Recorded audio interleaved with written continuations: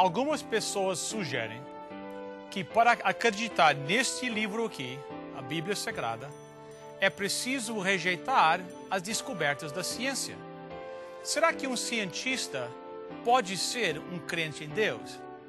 Esteja conosco para uma conversa muito importante que vai explorar a ideia: será que nós podemos encontrar Deus no laboratório?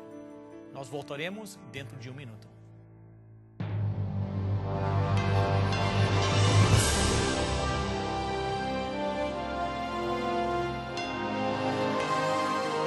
Venceu a prova do tempo. O livro de Deus, a Bíblia, ainda relevante neste mundo complexo. E está escrito, partilhando mensagens de esperança ao redor do mundo.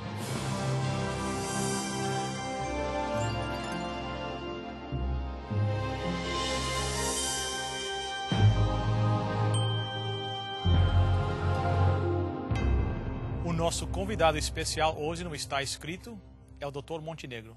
Dr. Montenegro, muito obrigado por ter aceito nosso convite. É um prazer. O Dr. Montenegro obteve o seu título de doutor em Físico-Química pelo conhecido Instituto Max Planck da Alemanha. Sua tese de doutorado foi desenvolvida na área de pesquisa conhecida por biomimética, onde os processos e estruturas da natureza são usados como exemplos no desenvolvimento e fabricação de novos materiais e equipamentos mais eficientes, mais resistentes e ecologicamente viáveis. Dr. Montenegro já publicou dezenas de artigos em revistas científicas e foi palestrante em várias conferências. Hoje, ele trabalha em Toronto como cientista na área de biotecnologia.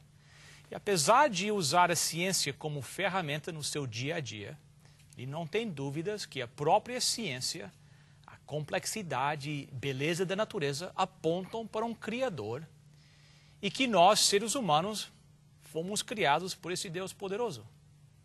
Essa mesma sua posição? Claro. É interessante que muitas pessoas dizem que para ser um cientista tem que rejeitar a crença em Deus.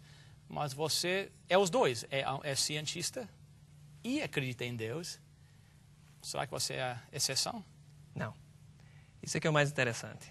Eu, quando me mudei para a Alemanha para estudar no Instituto Max Planck, me lembro que uma pessoa da igreja onde eu ia chegou para mim e falou: você é provavelmente a única pessoa que acredita em Deus naquele instituto. Eu fiquei um pouco preocupado com aquilo, né? Será que sou o único que crê em Deus em todo aquele instituto? E poucos dias depois, eu estava no restaurante do instituto e algo interessante ocorreu. Eu vi um dos cientistas, na hora do almoço, fechar os olhos e fazer uma pequena prece antes de comer. Então eu notei, não estou só. Alguns dias depois, então, eu estava indo para o Max Planck com uma camiseta e na frente da minha camisa estava escrito 100% Jesus. E ao entrar no instituto, eu comecei a perceber que alguns dos cientistas se dirigiam a mim e cochichavam no meu ouvido: eu também acredito. É interessante. Eu também creio. Então, passei a descobrir que dentro daquele instituto e em outros institutos que eu tive a oportunidade de visitar, sempre há cientistas que creem em Deus, que oram, leem a Bíblia, vão aos cultos, adoram esse Deus que a Bíblia descreve. A grande questão é que eles não divulgam a sua fé expressamente porque existe um preconceito geral contra cientistas que creem em Deus. Mas por que esse preconceito? Eu acredito que parte desse preconceito vem da questão do iluminismo, que entrou na Europa, principalmente na França. Nós devemos entender a história, como é que isso ocorreu. Devemos lembrar que, naquela época, a igreja cristã que dominava, fez uma péssima representação do caráter de Deus. Que, por incrível que pareça, a própria igreja que pregava que a Bíblia é o livro de Deus, proibia as pessoas de ter esse livro, estudar, interpretar. Então essa tirania religiosa gerou um certo desconforto. E as pessoas começaram a procurar uma outra solução, um outro caminho. Daí surgiu a questão do iluminismo, onde as pessoas, naquela época, elegeram a razão como a deusa e passaram a adorar a razão. E a partir desta época, então eles passaram a procurar ideias, teorias que pudessem explicar o mundo, excluindo a ideia de Deus, excluindo a fé, excluindo a Bíblia. Portanto, qualquer ideia, qualquer teoria que surgisse seria bem-vinda, contanto que afastasse a ideia da Bíblia. Daí temos essa expressão do racionalismo, e virou moda ser ateu, virou moda ser racional, porque as pessoas achavam que ser racional significava ser inteligente, e crer na Bíblia seria uma pessoa estúpida. Foi nesse contexto, por exemplo, que surgiu o livro A Origem das Espécies, do Charles Darwin, certo, que ficou tão popular, né? Então, eu acredito que essa é uma das principais razões desse preconceito que surgiu. Mas é um absurdo crer que o cristianismo é contra a ciência, ou que a Bíblia é contra a ciência, porque a grande maioria das universidades foram fundadas por cristãos. Interessante. E os fundadores da ciência moderna eram cristãos. Nós temos vários exemplos. Isaac Newton era um cristão fervoroso, Galileu, Pasteur. E entre os cristãos e cientistas modernos, eu poderia citar o Francis Collins, Dr. Francis Collins, que é o diretor do Projeto Genoma, um dos maiores projetos científicos da história. E também eu citaria o Raymond Damadian, que foi o inventor da imagem por ressonância magnética, ou MRI. MRI. Interessante. Eu sei que chegou a um ponto na história onde ser cristão ortodoxo era sinônimo com estar errado. Se você era cristão, tinha que estar errado. Nós conhecemos em nossa sociedade também hoje vários políticos que são prejudicados por dizerem que acreditam em Deus. Você conhece alguns cientistas que sofreram como resultado desse preconceito? Sim, isso é interessante porque há muitos casos desse tipo na literatura e nos meios. Mas há um exemplo moderno, um exemplo recente, que foi muito interessante. Em 2003, o Prêmio Nobel de Medicina foi anunciado e deveria ser dado para o inventor do MRI. Okay.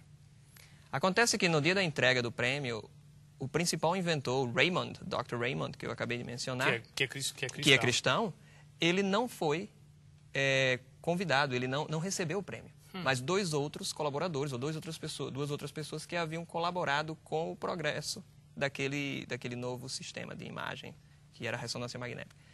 E ninguém entendeu por quê. Se ele era o principal inventor, se foi ele que fez os primeiros experimentos, que desenvolveu a técnica, por que ele não venceu? Por que ele não achou, lógico? Por que ele não recebeu? Isso foi muito estranho, até que no New York Times, em 2004, em março de 2004, saiu um artigo em que pessoas, até mesmo ateus, se declararam contra essa atitude e disseram realmente foi uma injustiça. E a única razão pela qual não deram o prêmio ao Raymond foi por ele ser um cristão devoto e acreditar na Bíblia. Então, provavelmente, a comissão do Prêmio Nobel ficou com medo de dar a oportunidade para que ele utilizasse o dia da entrega para fazer um sermão. O grande problema é que as resoluções, as decisões do comitê do Prêmio Nobel ficam seladas por 50 anos. Então, nós não vamos poder discutir abertamente esse problema, pelo menos pelos próximos 50 anos. Mas ficou claro que ele foi prejudicado por sua crença. Então, é proibido usar fé dentro da ciência? Isso é que é interessante. Há várias teorias científicas que nós cremos mesmo sem ter provas, ou que a grande parte dos cientistas creem mesmo sem ter provas. Tá certo? Há vários exemplos disso em matemática, em física, em química, em biologia. Um exemplo claro disso, eu diria que uma ideia que é aceita mundialmente pela uma grande maioria dos cientistas é a questão do Big Bang, da grande explosão que iniciou o universo. Creem nisso, mas é possível recriar o Big Bang no laboratório? Não. Alguém viu o Big Bang acontecendo? Não. Mas crê-se nisso, certo? Crê-se nessa explosão que originou tudo. Então, eles utilizam fé, nesse caso, que é o mesmo mecanismo que eu utilizo para crer no Deus que a Bíblia fala. É porque muitos pensam que fé só aqui na Bíblia. Ciência, não. Ciência é fato, é provado. Mas, de acordo, se eu entendi o que o doutor está falando, é que, então, a ciência por trás do Big Bang não tem muita ciência.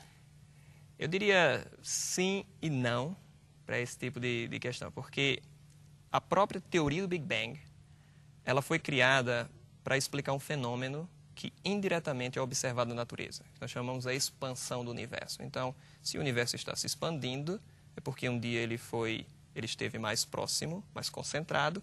Então, criou-se a ideia de que ele um dia explodiu para que houvesse essa expansão. Então, assumiu-se essa expansão, sem ter nenhuma prova, mas simplesmente essa observação. Mas o Big Bang, eu não acredito no Big Bang, eu acredito no que a Bíblia fala.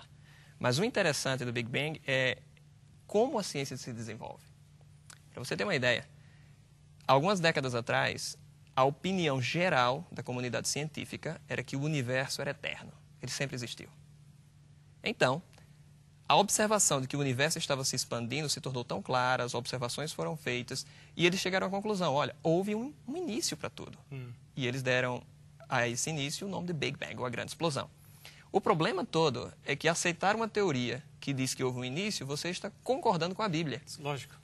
E houve um grande debate, houve uma grande briga realmente entre cientistas, porque eles diziam, não queremos essa história do Big Bang, porque vai concordar com o que a Bíblia diz, que a Bíblia diz, no princípio criou Deus. Então, a própria teoria do Big Bang, ela tenta se aproximar um pouco do relato bíblico. Nós não concordamos com o período de tempo, nem a maneira que foi criado, mas uma coisa é certa, o que o Big Bang está expondo, de certa forma, concorda com a Bíblia, porque diz que houve um princípio para tudo. Um dia, os cientistas vão desenvolvendo os seus conhecimentos e vão chegar ao conhecimento completo que a Bíblia traz, que é a questão de quando foi isso criado, quem criou, como criou. Então, vai demorar um pouco de tempo, da maneira que eles estão querendo investigar, mas eles vão chegar lá, eu creio. Então, a matéria ou existiu sempre ou teve que começar, ter um princípio. Se ela existiu sempre, então nós, ou os cientistas, estão dando ao universo uma característica que eu dou a Deus, que é de ser eterno. Então, isso você só pode ter pela fé. Lógico. Se houve um princípio, tem que concordar com o que a Bíblia diz. Interessante. Então, doutor, você falou algo muito interessante para mim. Você acredita que um dia a ciência vai reconhecer a existência de Deus? Eu creio que sim. Eu gosto muito de uma frase do Robert Jastrow no livro Deus e os Astrônomos, quando ele menciona que para o cientista que tem vivido pela sua fé no poder da razão, a história termina como um sonho ruim. Ele escalou as montanhas da ignorância, está para conquistar o mais alto pico. Quando vence a última rocha, é saudado por um grupo de teólogos que estavam já no cume por séculos. Eu acho isso muito interessante, porque eu não tenho dúvidas de que um dia a ciência irá se aproximar cada vez mais do relato bíblico. Porque se você parar para pensar um momento, uma explosão, que em primeiro lugar vem do nada, ou seja, nada explodir, já é algo estranho. Lógico. E essa mesma explosão que veio do nada, conseguiu gerar toda a complexidade, toda a matéria e tudo que temos aqui, né? Ninguém acreditaria que uma explosão num junkyard geraria um Boeing 747. Lógico. Então, para se fabricar um Boeing 747, um avião, é preciso muita tecnologia, engenheiros com conhecimento profundo para trabalhar e conseguir desenvolver aquilo, olhando nos mínimos detalhes. Agora, eu tenho que dizer algo, que um Boeing 747, um avião, ele é milhares de vezes mais simples do que uma única célula. Então, como é que eu poderia crer que essas células vieram por acaso? Então, é um absurdo. Então, dentro do ramo científico, a opção que Deus é criador é considerada como uma opção lógica? Na minha opinião, sim. E na opinião de muitos cientistas. Há muitos cientistas que creem que Deus existe e há várias teorias e vários grupos. A grande questão é que esses mesmos cientistas que creem, eles não têm todo o apoio da mídia, como os evolucionistas têm, como os naturalistas têm. Estes que vêm desde o tempo do iluminismo, tendo toda a liberdade de falar. E, como eu te disse, virou moda ser ateu, virou moda criticar a Bíblia e duvidar da Bíblia. Interessante. E os homens, nós chamamos em inglês de cavemen, os homens das cavernas, o que a ciência fala com respeito a isso? Isso é muito interessante. Na verdade, Bill, os homens da caverna ainda existem. Porque há pessoas morando em cavernas hoje. Na verdade, se você quiser, você pode alugar uma caverna na China. Na China tem caverna para alugar. E tem umas até com ar-condicionado. Tá certo? Isso aqui é interessante. Eu não entendo por que as pessoas têm essa ideia, criaram essa ideia de que os homens das cavernas eram estranhos ou diferentes do de hoje, né? Mas Isso, a própria Bíblia fala de homens das cavernas. Há 2 textos na Bíblia que mostram claramente. Jó, capítulo 30, versículos 5 e 6, menciona sobre homens morando em cavernas. E o próprio rei Davi morou por um certo período de tempo numa caverna, como está escrito em 1 Samuel 24, verso 3. Nós vemos, às vezes, aqueles desenhos que eles mostram, os homens da caverna, tem meio assim com as aparências meio de macaco, o crânio todo assim meio deformado. E com a aparência de bruto, né? Bem... Troglodita, que vem, Exato. bate na mulher e carrega pelos exato. cabelos, né? Essa ideia toda é uma tremenda de uma mentira. E o interessante é que... Porque ninguém nunca encontrou um fóssil de um homem das cavernas agarrando nos cabelos da sua esposa e arrastando para a caverna. Nós nunca encontramos isso. E o mais interessante é que todos os achados arqueológicos mostram o contrário. Nós encontramos... Mostram o contrário. O contrário disso. Mostram pessoas que sabiam fabricar flautas. Você sabe fabricar uma flauta? Eu não. Pois é, eles sabiam tocar flauta. Mas nós temos a flauta do Neandertal, com as distâncias entre os furos precisamente colocadas. Sabiam fabricar tintas a partir de elementos naturais. Sabiam pintar, sabiam caçar, sabiam fabricar instrumentos de caça. A única questão é que eles escolheram cavernas para morar. E aí surgiu toda essa ideia, tá certo? Mas eles eram pessoas normais que viviam em cavernas. Como é que se explica... Perguntas que o pessoal faz, né? Como se explica que nós compartilhamos 95% dos nossos genes com o macaco? É interessante esse fato que, na verdade, nós compartilhamos altíssimas percentagens do nosso código genético com plantas também, certo? Com banana, com espiga de milho.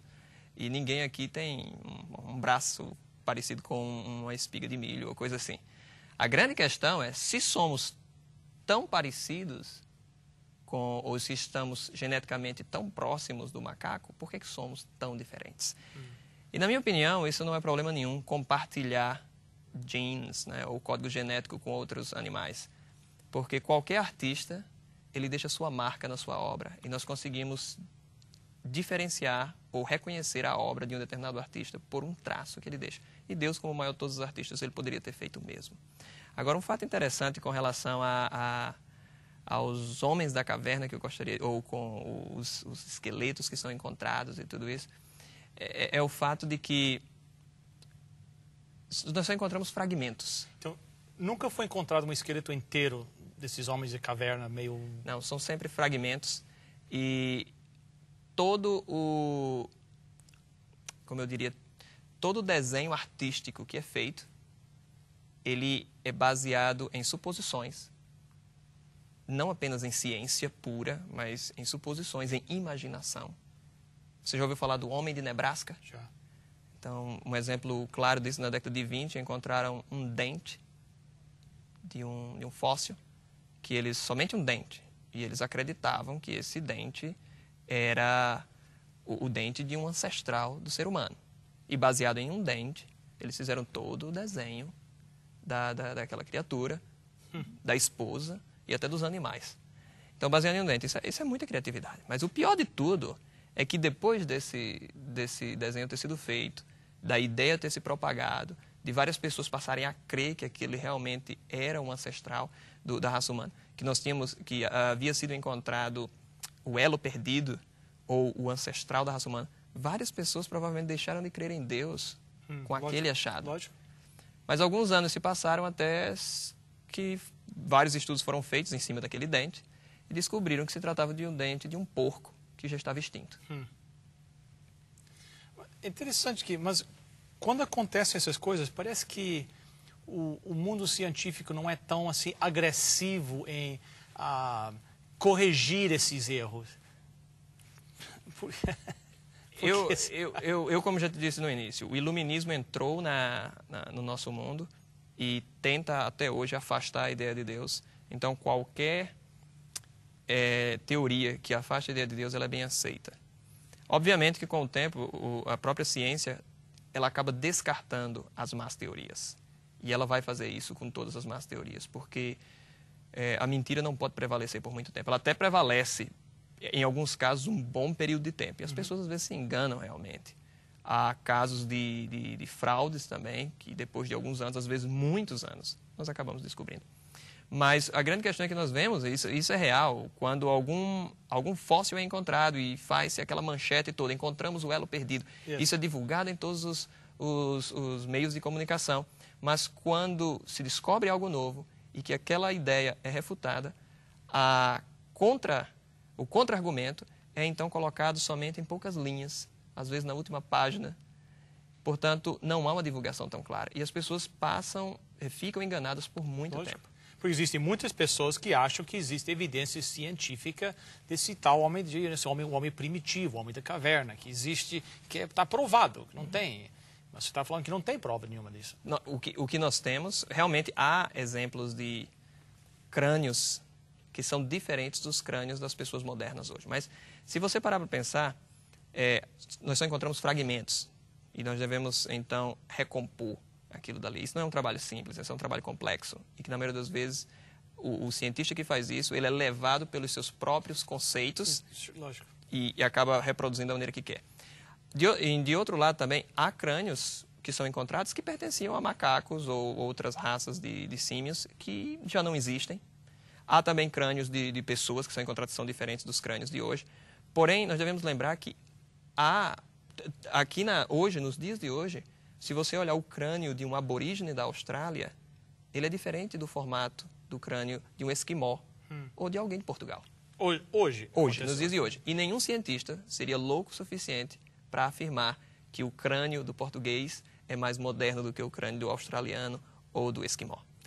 Então, e além disso, há tribos que promovem deformações cranianas nos seus filhos. Colocam moldes nos bebês, nas crianças, e essas crianças acabam crescendo com deformações. Então, um outro fator também que provoca deformações cranianas é uma alimentação com alguma deficiência ou problemas climáticos. Então, esses fatores provocam mudanças no formato do crânio, que nós hoje encontramos tais crânios e aí todas as hipóteses e teorias são criadas em torno disso. Como é que nós explicamos, então, os cientistas dizem, às vezes, que encontram fósseis que têm 200 milhões de anos, 300 milhões de anos, uma pedra, enquanto a Bíblia fala de um período bem mais curto do que isso. Isso é verdade. Nós devemos ter em mente o seguinte: não há nenhum método de datação radiométrica que seja exato ou preciso 100%. Não existe isso. A grande questão, todos os esses métodos de datação, eles são falhos. E eles se baseiam em pressuposições que os cientistas acreditam ser verdade. Por exemplo, acredita-se que as decomposições e todos os processos naturais que estão ocorrendo hoje sempre ocorreram assim no passado. Certo. Então, baseado nas taxas que estamos vendo hoje, as pessoas fazem suas suposições para o passado. E isso é um risco tremendo, porque pode ser completamente errado. Então, tais problemas geram dados ou resultados completamente errados. E nós temos resultados assim hoje em dia. E nós sabemos que catástrofes podem mudar completamente o meio ambiente. Uma erupção vulcânica pode mudar completamente aquela região onde o vulcão estava localizado, adulterando completamente qualquer data que você queira fazer. Uma poluição, um terremoto, um maremoto, tais fatores mudam. E nós sabemos que tais coisas ocorrem. Lógico. Mas aí, para que você utilize aquele método, você tem que assumir que tal fenômeno não ocorreu para não atrapalhar. É necessário conhecer as quantidades iniciais do elemento químico que se está investigando e é muito difícil conseguir fazer isso. Então, fazem-se suposições, geralmente suposições baseadas no fato de que a evolução é verdadeira, de que a Terra tem bilhões de anos e assim por diante. E aí nós acabamos gerando resultados que, por incrível que pareça, há vários fatores ou vários materiais que foram datados, que foram estudados e que suas datas ou suas idades foram revistas em seguida. Porque notaram, olha, estava completamente errado. Descobrimos algo que muda completamente a nossa ideia anterior. Isso ocorre constantemente. Então, é um perigo acreditar nisso daí, porque nós não temos certeza absoluta. E os próprios cientistas concordam com isso. A questão toda, eles não têm mais nenhuma outra coisa para usar, tem que usar isso que tem, infelizmente. Então, os cientistas usam também a fé. Usam também a fé. E usam e muito. Eu já vi muito isso. Dr. Montenegro, nós estamos acabando, o programa está acabando, o tempo é sempre curto. e eu ainda tenho mais... só fiz metade das perguntas que eu tinha. Quem sabe nós podíamos continuar a nossa conversa para a semana. Com o maior prazer. Então, na próxima semana, o Dr. Montenegro estará conosco. Nós agradecemos a sua presença aqui hoje e tem bem mais perguntas para fazer. Então, guardamos as suas respostas. Nós temos por costume, ao terminar o programa, fazer uma oração. O senhor orava por nós? Claro.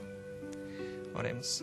Querido Deus, nós não temos dúvidas que Tu és o Criador de todas as coisas, ó Pai. Ajuda-nos, Senhor, a não duvidar nos nossos corações. Ajuda-nos a entender que, além de Criador, Tu és também o Salvador de cada um de nós. Abençoa-nos e abençoa cada pessoa que está assistindo a este programa. Eu te suplico, em nome e por amor de Jesus. Amém. Amém.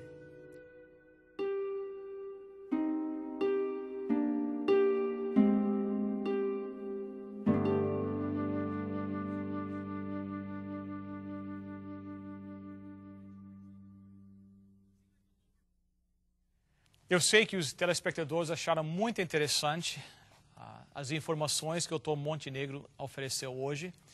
E nós gostaríamos de oferecer algo muito especial hoje, um DVD deste programa. Vocês podem assistir o programa em casa, mostrar aos seus amigos que como um cientista pode encaixar a sua crença na ciência e a sua crença em Deus. Nós gostaríamos de oferecer esse DVD para vocês completamente gratuitamente. Aqui está a informação necessária para pedir a sua cópia. Para você solicitar a sua oferta de hoje, basta chamar o nosso número de telefone 416-259-8608. Chame agora mesmo 416-259-8608. Lembre-se que a oferta é grátis. A operadora necessita de seu nome, endereço, número de telefone, juntamente com o nome da oferta que você deseja. Se você preferir, poderá também escrever para Está Escrito, Box 2010, Oshawa, Ontário, L1H 7V4. Agradecemos as suas cartas, os pedidos de oração que nos enviam e também o seu apoio financeiro.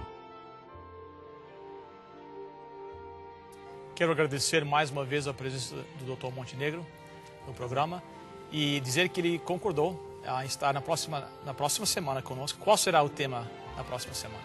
Eu acho que nós poderíamos conversar, por exemplo, sobre o dilúvio. Será que houve um dilúvio universal? Como é que Noé conseguiu colocar tantos animais dentro de uma arca? E a questão dos dinossauros, onde é que estão onde estavam esses dinossauros? Então está marcado. Próxima semana, mesmo horário, mesmo canal. Até lá, lembre-se, está escrito: nem só de pão viverá o homem, mas de toda a palavra que procede da boca de Deus.